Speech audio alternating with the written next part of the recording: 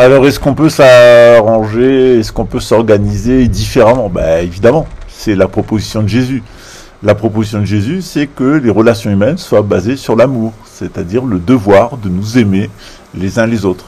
Et quand on a ce devoir, on n'a plus besoin de droit, parce que les choses vont de soi, que quand le comportement est basé sur la moralité, eh bien, on n'a pas besoin de la loi juive, puisqu'elle a été abrogée. On n'a pas besoin du droit romain, puisque c'est une pure création des Édomites pour favoriser un État colonial, et on n'a certainement pas besoin du petit personnel républicain. Et chez ce petit personnel républicain, généralement, vous allez trouver du nomadisme dévié et de la sédentarité dégénérée. C'est-à-dire que vous allez retrouver de véritables petits tyrans qui ont un intérêt à se talmudiser, c'est-à-dire s'enjuiver. Et d'autre part, vous allez trouver toutes sortes de juifs apostats qui, eux, se sont détalmudisés, qui vont vous proposer tous les toxiques de la modernité, en commençant par le juridisme, dont je vous ai expliqué, et c'était mon travail à l'université, que c'est un pur produit d'imitation de la charia et du Talmud. Ça s'appelle le Code de Napoléon, et tout ce qui va avec, et on pourrait dire la même chose sur l'État central républicain, etc. Je crois que Pierre Hillard a très bien expliqué ce dont il s'agissait. Donc on est dans un système complètement délirant, d'enjuiver, de détalmudiser. C'est-à-dire qu'on est dans la situation inverse qu'avait proposé celle de Jésus, c'est-à-dire de sortir de la Torah pour expérimenter l'amour, et la proposition des chrétiens, c'est-à-dire que les juifs restent assujettis à la Torah puisqu'ils ont refusé le message du Christ. Mais visiblement, la République s'est amusée, comme en général tous les mouvements satanistes, à inverser les propos, puisqu'on a maintenant des juifs qui rejettent le Talmud et on a des chrétiens qui se talmudisent. Voilà. Bienvenue chez les dingues.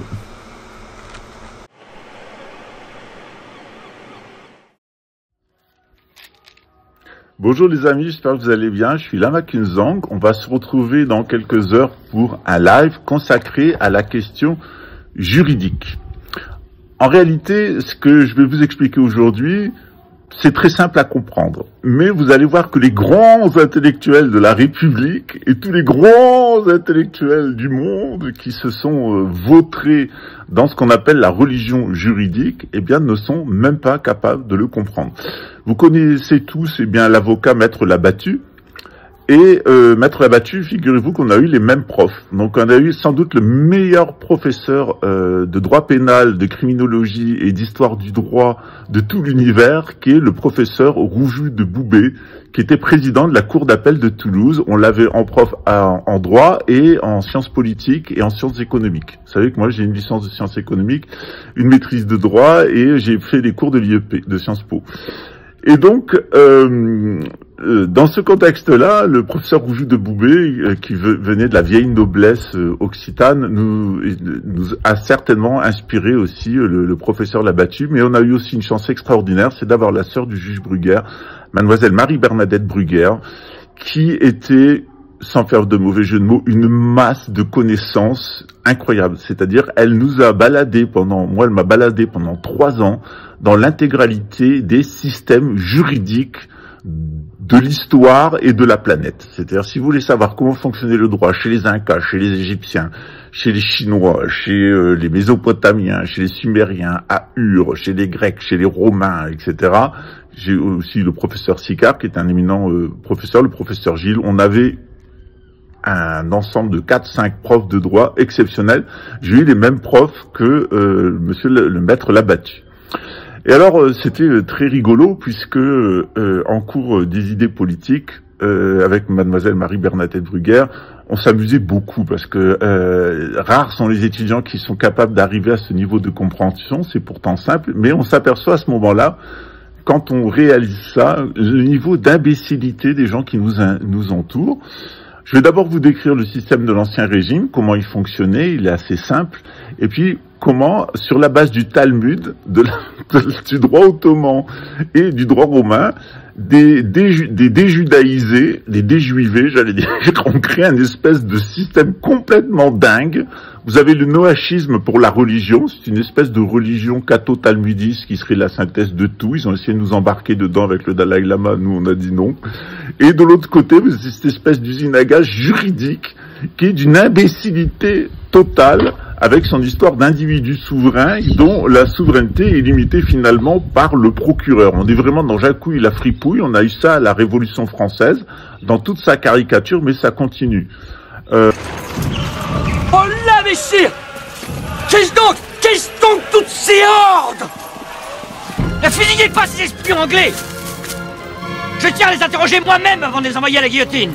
Continue.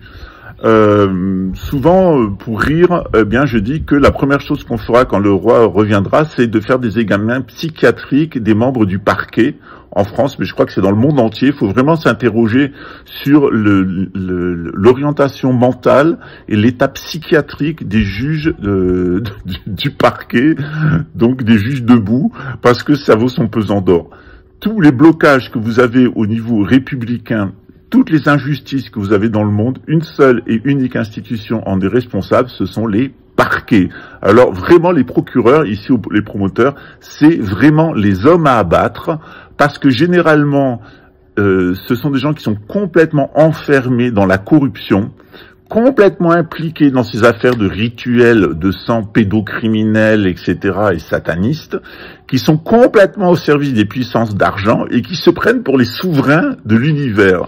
Je le sais parce que mon grand-père était substitut du procureur de la République, figurez-vous, et que j'ai lu les journaux intimes de mon grand-père, notamment un énorme classeur qu'il avait de perles de la police, mais aussi des perles de magistrats et de perles au tribunal. Et je peux vous assurer que étudier le ministère public, quel que soit le pays, c'est rentrer dans un asile psychiatrique dont le plus fou est le directeur. Je vais vous expliquer ça tout à l'heure dans le live, mais de façon très résumée.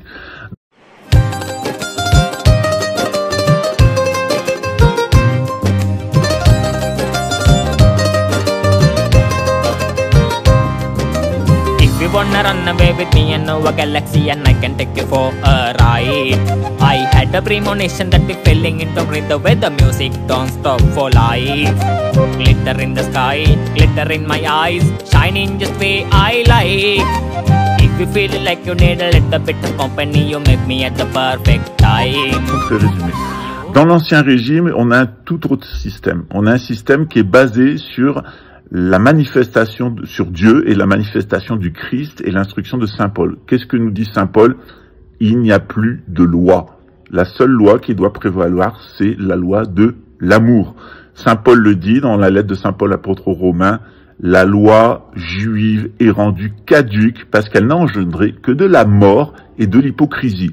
Vous voulez trouver des criminels et vous voulez retrouver des haineux, et vous voulez retrouver des hypocrites, allez dans les ministères publics, c'en est rempli.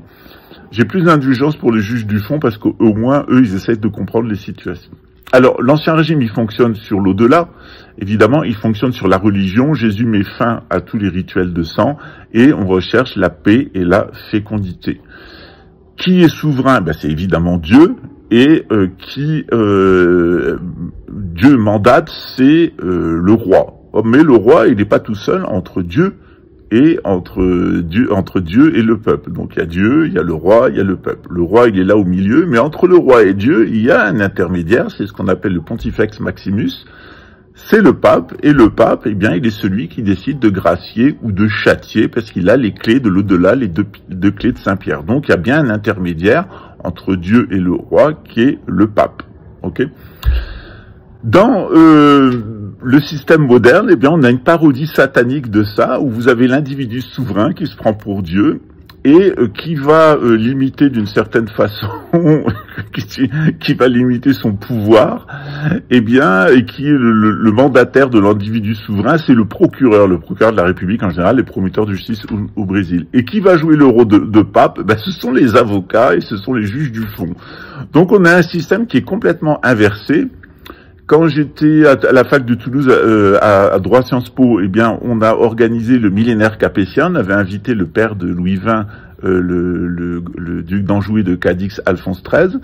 de France et d'Espagne, et donc on avait organisé ça pendant 10 jours pour expliquer qu'est-ce qu'était la construction juridique de l'Ancien Régime, qu'est-ce qu'était la construction économique, qu'est-ce qu'était la construction religieuse, etc., etc. Ça a duré 10 jours avec d'éminents professeurs d'université. On n'est pas allé chercher le Porthos ou le Pollack du coin pour nous pondre un roman juridique avec le promestère public et la persécution, etc., et tous les gogols qui sont en général des détalmudisés, des déjudaïsés, qui sont rentrés dans cette religion pour goïm, qui est le juridisme.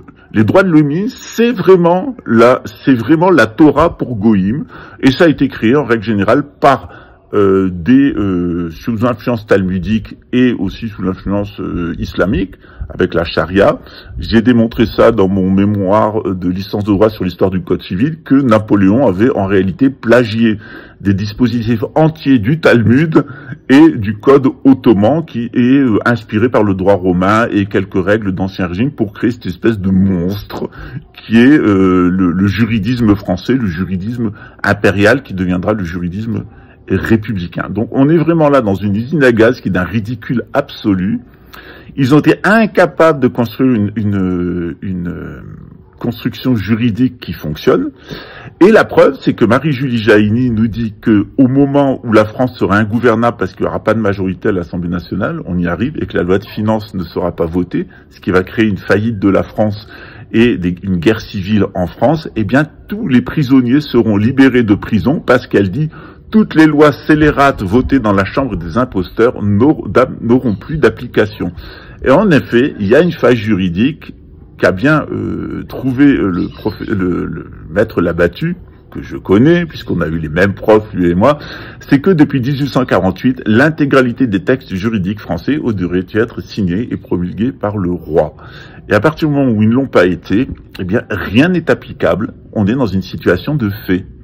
Dernièrement, un tribunal, je crois que c'est en Haute-Savoie, a déclaré qu'il n'avait pas de capacité juridique, ce qui est le cas. Aucun tribunal en France n'a de capacité juridique parce que ce n'est pas des personnes juridiques. L'État français, d'ailleurs, est un État, est une société commerciale inscrite au SIRET et inscrite sur un répertoire aux États-Unis. Donc l'État français, c'est une société de droit américain inscrite au SIRET en France, qui normalement n'a pas d'autorité pour faire ce qu'elle fait. Donc on est vraiment dans une situation de fait qui tient parce qu'il y a la police et parce qu'il y a l'armée. S'il n'y a plus de police et il n'y a plus d'armée et que les Français s'aperçoivent qu'on est dans un état de fait et pas dans un état de droit, tout va s'effondrer. Dernièrement, un tribunal a reconnu qu'il n'avait pas de personnalité juridique, que ses actes n'avaient aucune portée, ce qui entre pour tous les prisonniers de France le droit de rentrer dans une procédure d'annulation de l'intégralité des procès au civil comme au pénal qui ont été prononcés en France, puisque les tribunaux français sont simplement hors la loi. On verra ça dans le live. Voilà quelques indications qui vont vous permettre de comprendre. Je répondrai à vos questions parce que on est quand même dans du technique. Pour moi, c'est facile parce que je suis un historien du droit. J'ai eu les mêmes profs que Maître Labattu. On s'en amuse depuis des années, à tel point que à Toulouse, on distribuait des Marianne d'or. Qu'est-ce que c'était les Marianne d'or? Eh bien, c'était un prix qu'on décernait aux imbéciles qui ont permis l'avènement de la République talmudo-maçonnique. Aussi, n'oublions pas qu'aujourd'hui, Anne Chambellan, la présidente du tribunal judiciaire d'Albertville, au cours d'une procédure où nous la poursuivons, nous a avoué et a signé ses aveux par écrit que le tribunal judiciaire d'Albertville n'existe pas en droit. Exactement, elle nous a dit que son tribunal n'a pas de personnalité juridique. Pour qui le sait, la personnalité juridique, c'est la capacité à être titulaire de droits et d'obligations. Donc aujourd'hui, on a la présidente du tribunal d'Albertville qui nous avoue... Qui a jugé votre affaire. Qui a jugé et qui nous a mis en prison. Qui reconnaît que son tribunal n'existe pas. Qui reconnaît que son tribunal n'existe pas en droit. C'est magnifique. Et n'a pas de capacité à gérer les procédures judiciaires qu'il gère aujourd'hui. Donc s'il le fait, c'est de fait et non de droit. Alors les amis, là, c'est le pompon, je vous jure. Là, ça n'a plus rien à voir avec les ondes électromagnétiques, c'est du juridique. Et parce que j'ai été contacté par quelqu'un avec qui je vais avoir un rendez-vous là. Et je suis un peu partout, hein, évidemment. Mais j'adore le droit, c'est passionnant. Enfin, c'est un jeu théâtral, on va dire. Voilà, c'est marrant et en même temps, ça me permet de... Voilà. Il y a un truc que j'avais déjà, où j'avais déjà visé un comptable public privé. Et j'avais pensé, parce que j'ai sorti l'article de loi, c'est la mise en détention de ces biens pour réparation, pour être sûr d'avoir des réparations de choses qu'on nous volerait, qu'on nous dolerait en délit de concussion avec la DGFiP, qui est une entreprise américaine déclarée sur les statuts du Duns & Bradstreet, district de Columbia. Je peux pas faire mieux.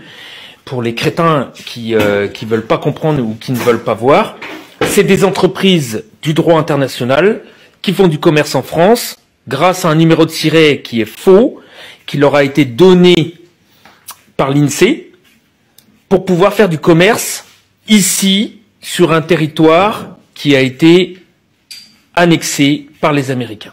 Bon, en gros, c'est une entreprise américaine. Vous pouvez aller voir ça sur UPIK Duns & Bradstreet.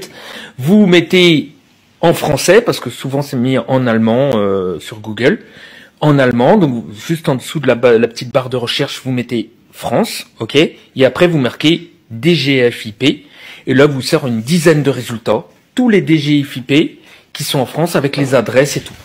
Donc là vous pouvez pas vous tromper, c'est la même adresse que ce que vous avez avec le Trésor public.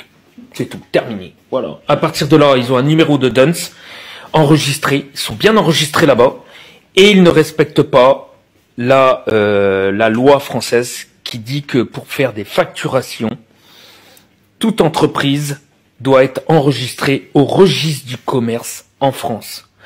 Ou alors respecter l'article 32 du Code de procédure civile, c'est-à-dire est irrecevable toute prétention émise par une personne dépourvue du droit d'agir. Ça veut dire que si vous ne signez pas avec eux, ils ne peuvent pas faire de contrat avec vous. Voilà. Et c'est la réalité des choses. Eux font tout sous la contrainte, ok? Sous la contrainte de contrats qui ne sont pas signés, que vous ne voulez pas. Vous avez plus envie de leur tapis. Regardez ce qu'on vient de m'envoyer, c'est une bombe atomique. Au travers notamment de saisies conservatoires. Et nous allons devoir faire des saisies conservatoires au niveau du tribunal, au niveau de la cour d'appel. Nous allons notamment devoir faire des inventaires et devoir faire des saisies conservatoires des bâtiments et des biens qu'ils ont, afin de garantir les dettes qu'ils ont envers nous aujourd'hui et de pouvoir les faire bouger et les contraindre à arrêter leurs abus de pouvoir. Alors je vois que... Alors là, certains vont dire « Ah, les vétérinaires hein. !» Moi, je sais que je suis menuisier, voilà, tout simplement, mais ça n'empêche pas l'intelligence. Ça n'empêche pas d'apprendre des choses, et très rapidement. Certains ont cette capacité. Donc, cette dame-là a une capacité à apprendre, et surtout est très intéressée. Du coup, son intellect fabrique mieux. Ok. Ce qui permet de pouvoir faire de bonnes actions, et ça, c'est une bombe. Mais ce qui vient après est encore meilleur. C'est que le juge qui est en question là, parce que les saisies conservatoires de ces biens propres, pour pouvoir compenser les saloperies qu'elle a fait ou qu'elle a jugées, c'est-à-dire qu'on les met directement en responsabilité sur leurs biens propres. Ça c'est énorme, c'est comme si on vous disait, si vous racontez des conneries sur quelqu'un en diffamation, on va les chercher sur vos maisons, sur vos plans d'épargne. Voyez, c'est ce qu'ils font avec nous. Donc ça, c'est bon, ça. Écoutez le reste. Par la force des choses, la vie m'a mise devant des événements qui m'ont contrainte à me former, à m'informer, à prendre connaissance, sachant que de toute façon, toutes les informations sont accessibles au public. Et aussi, n'oublions pas qu'aujourd'hui, Anne Chambellan, la présidente du tribunal judiciaire d'Albertville, au cours d'une procédure où nous la poursuivons, nous a avoué et... Si à ce moment-là, vous écoutez bien, parce que ça, c'est jouissif. Ok? On vous dit depuis longtemps qu'ils n'ont pas de personnalité juridique parce qu'ils sont inscrits en Amérique et non affiliés au registre du commerce en France. Ils n'ont pas de numéro de siret qui est inscrit ici. Beaucoup vont dire, oui, mais c'est des trucs publics. Il y a peu de trucs publics, c'est fini. On a été annexé en 1944. Et là, effectif, il y a plus de public, c'est fini. C'est pour ça qu'ils tirent partout. Voilà. Regardez, écoutez ce qu'elle dit, c'est la vérité. Et partagez à tout le monde, l'URSSAF, la DGFiP, le gouvernement français, tous les trucs publics, communautés de communes, mairies, tout ça, c'est la même chose. C'est la même chose. Mettez ça dans vos crânes. A signé ses aveux par écrit que le tribunal judiciaire d'Albertville n'existe pas en droit. Exactement, elle nous a dit que son tribunal n'a pas de personnalité juridique. Pour qui le sait, la personnalité juridique, c'est la capacité à être titulaire de droits et d'obligations. Donc aujourd'hui, on a la présidente du... C'est pas bon ça? Oh putain. Et là, vous voyez, il y avait des gros alerteurs que je déteste pas, hein, parce que je les déteste pas, qui, quand j'avais fait une vidéo sur l'URSSAF, m'avait un peu traité de gland. En gros, hein, ça voulait dire ça. Mais ils ont pas voulu faire de vidéo parce que la réplique aurait été terrible. Et ils parlent très bien, font de super vidéos. Hein. Je pense à un là à qui ma vidéo qui avait fait je sais pas combien de millions de vues lui avait été transmise et il avait sorti son savoir là, et dont Zvodjik, si je dis bien le nom, avait fait une vidéo pour lui demander de faire une interaction et il l'avait refusé, il l'avait bloqué. Voilà, où le gars a un nom d'acteur de film, hein, Bronson, je crois, un truc comme ça. Il fait des super émissions, hein, il fait des super trucs. Hein. Attention, hein. Je le critique pas sur le reste. Hein, vraiment, il fait le super bien son taf. Il est très précis, tout ça. Là-dessus, il a pas été. Voilà. Là-dessus, il a pas été, et il a pas été assez regardant non plus pour écouter des gens qui, eux, l'ont été sur ce sujet-là. Voilà. Je continue la vidéo. À bon entendeur. Tribunal d'Albertville qui nous avoue, qui a jugé votre affaire, qui a jugé et qui nous a mis en prison, qui reconnaît que son tribunal n'existe pas, qui reconnaît que son tribunal n'existe pas en droit. C'est magnifique. Pas de capacité à gérer les procédures judiciaires qu'il gère aujourd'hui. Il n'a pas de capacité à gérer les procédures judiciaires qu'il gère aujourd'hui. Il n'existe pas en droit. C'est magnifique. Il n'a pas de capacité à gérer les procédures judiciaires qu'il gère aujourd'hui.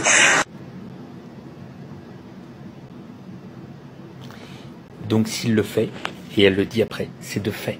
De fait, qu'est-ce que ça veut dire? De fait, ça veut dire que c'est un gouvernement provisoire qui a annexé et qui administre la France. Un gouvernement militaire, de fait, comme en 39-45, avec Vichy, mais aussi avec le gouvernement d'Alger, et le gouvernement que De Gaulle, soi-disant, était président en 46. Ce qui est faux. C'était un gouvernement de fait. Ok? Et les procédures judiciaires qu'il gère aujourd'hui. Donc s'il le fait, c'est de fait et non de droit. Alors ce n'est pas neutre, merci, ça c'est clé quand même. Ouais. Je te remercie infiniment et donc je relance l'appel que tous ceux qui sont prêts à te soutenir, à t'aider dans ce combat, qui connaissent éventuellement les failles, qui peuvent renforcer la puissance que tu dégages et que tu mets en œuvre, vous êtes donc les bienvenus et vous rejoignez Claire. Merci. Eh bien, merci à toi Didier. Je pense que tous les CNT de France, s'il y en a quelques-uns, et deux CNT de Bretagne vont pouvoir prendre la mesure qu'on va pouvoir faire des actions nominatives en faisant des inventaires des biens et des placements de ces gens qui normalement devraient être des juges français, mais qui sont des juges américains.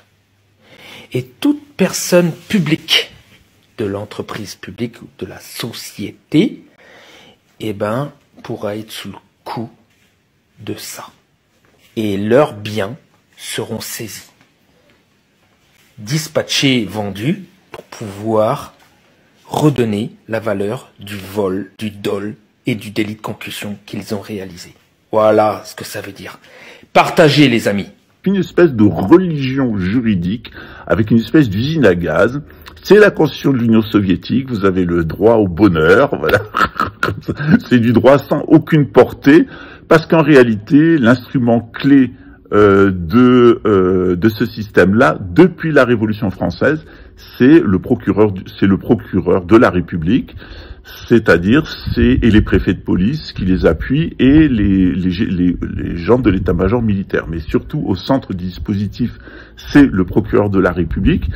Tout ce système ne tient qu'à cause de ces imposteurs juridiques et du fait que ces magistrats-là sont complètement vendus aux gens qui nous gouvernent, c'est-à-dire la City of London, avec ses charmants inspirateurs en galettes et guirlandes, et de l'autre côté, la petite bourgeoisie qui estime qu'il est grand temps pour elle de s'en foutre plein les poches, parce que le paradis, il est dans ce monde et pas dans l'au-delà. En tout cas, c'est sûr que pour eux, il n'y a pas de paradis dans l'au-delà, et qu'il vaut mieux qu'ils profitent de ce qu'ils ont ici, parce que ce qui les attend à la suite, c'est comme le gros pédophile du ministère public, assis sur ses déjections juridique. Il est content, hein, le mec, il a passé sa vie à produire de la déjection juridique talmudo-protestante, et ces gens-là sont dans une extase permanente qui n'a d'équivalent en réalité que leur déformité physique. Bienvenue chez les porcs.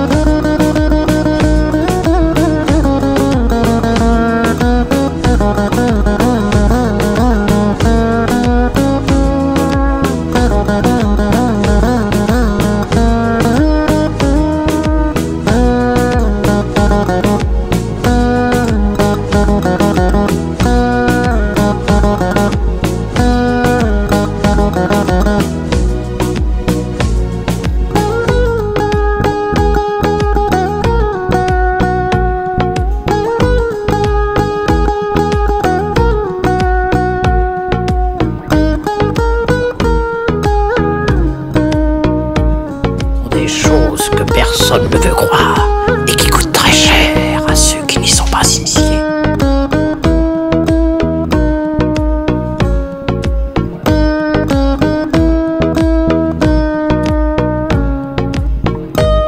Te voilà prestement initié au secret de la pomme, en feras-tu bon usage?